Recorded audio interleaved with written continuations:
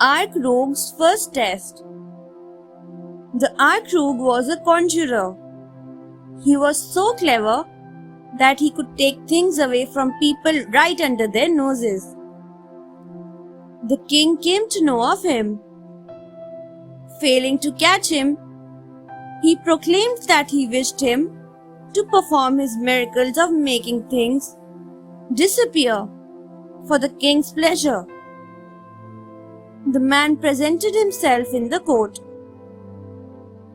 The king said he would reward him with a post in the court if he succeeded the tests. Otherwise, he would be punished. The rogue took up the challenge.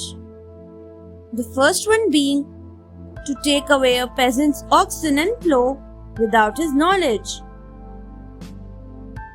The rogue lured the peasant into the forest on a stormy morning, and while he was away, he cut the tails and horns of his oxen and planted them in a furrow. He brought the oxen and plough to the king. The poor peasant thought his oxen and plough had got burnt by a lightning strike.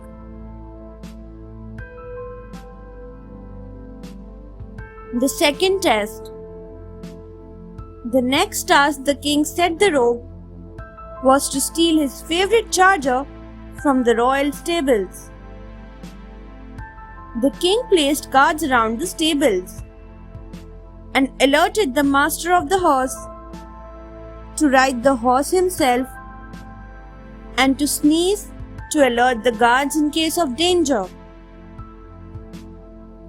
The rogue disguised himself as the master of the royal chambers and went to the stables carrying a large pitcher of wine.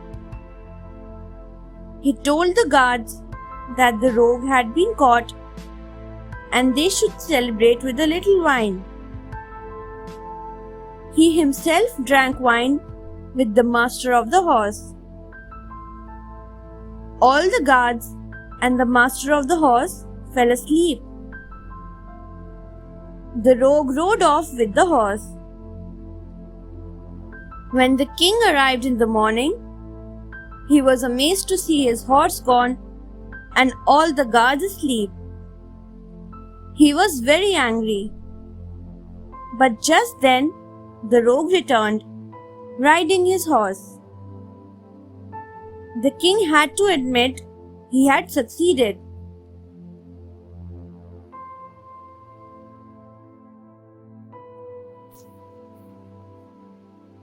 The third test. The third test was more difficult, for the rogue had to get the wedding ring of the queen. The king was sitting next to her bed to guard her. The rogue got a dead body from the prison and wrapped it up in his own clothes. Then he placed a ladder against the window of the queen's chamber.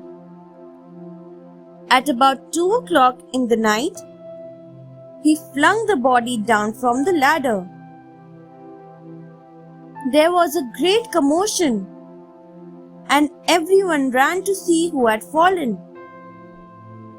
The king, too, left his chair and ran to the window to peer out and ask his guards below.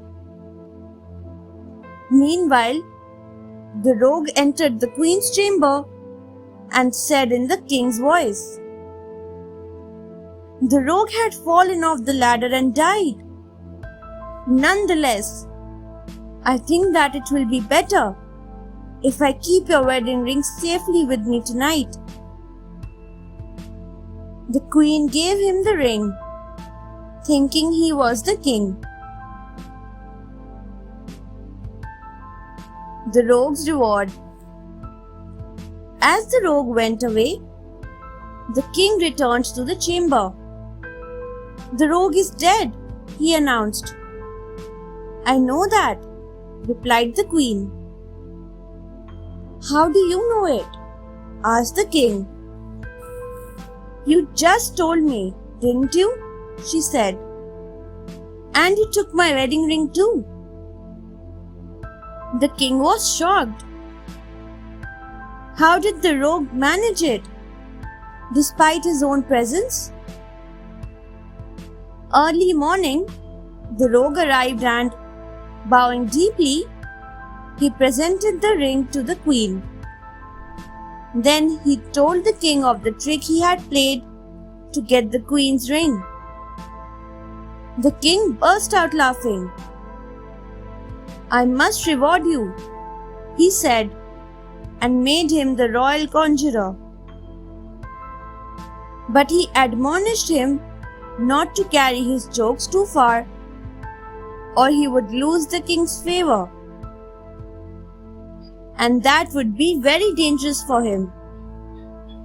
So the rogue became a courtier in the king's court. Thanks for watching. Do like, share, subscribe to Sahil Book House.